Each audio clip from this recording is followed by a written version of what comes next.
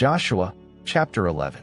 When Jabin king of Hazor heard of it, he sent to Jobab king of Madon, to the king of Shimron, to the king of Akshaph, and to the kings who were on the north, in the hill country, in the Arabah south of Chinneroth, in the lowland, and in the heights of Dor on the west, to the Canaanite on the east, and on the west, the Amorite, the Hittite, the Perizzite, the Jebusite in the hill country, and the Hivite under Hermon in the land of Mizpah.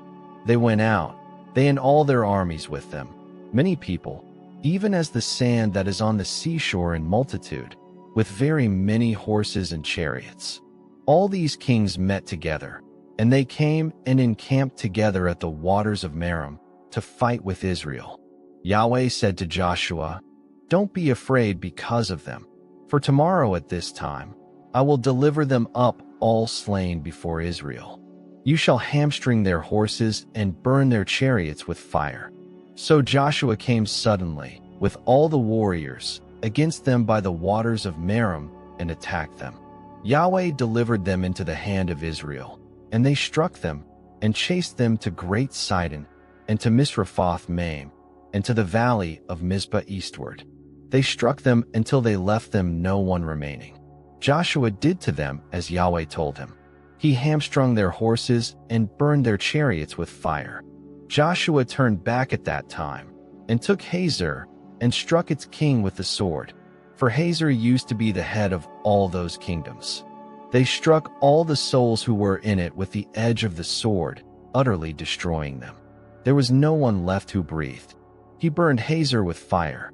Joshua captured all the cities of those kings, with their kings, and he struck them with the edge of the sword, and utterly destroyed them, as Moses the servant of Yahweh commanded.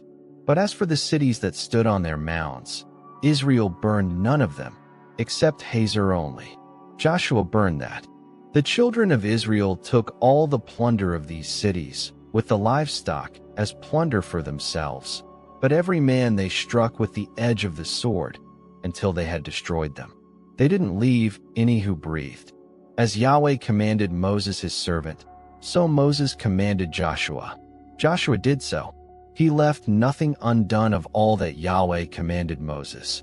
So Joshua captured all that land, the hill country, all the south, all the land of Goshen, the lowland, the Arabah, the hill country of Israel, and the lowland of the same, from Mount Halak, that goes up to Seir, even to Baal-Gad in the valley of Lebanon under Mount Hermon.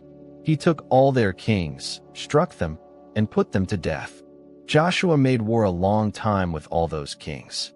There was not a city that made peace with the children of Israel, except the Hivites, the inhabitants of Gibeon. They took all in battle. For it was of Yahweh to harden their hearts, to come against Israel in battle, that he might utterly destroy them, that they might have no favor, but that he might destroy them, as Yahweh commanded Moses. Joshua came at that time, and cut off the Anakim from the hill country, from Hebron, from Debir, from Anab, and from all the hill country of Judah, and from all the hill country of Israel. Joshua utterly destroyed them with their cities. There were none of the Anakim left in the land of the children of Israel. Only in Gaza, in Gath, and in Ashdod did some remain. So Joshua took the whole land, according to all that Yahweh spoke to Moses, and Joshua gave it for an inheritance to Israel according to their divisions by their tribes.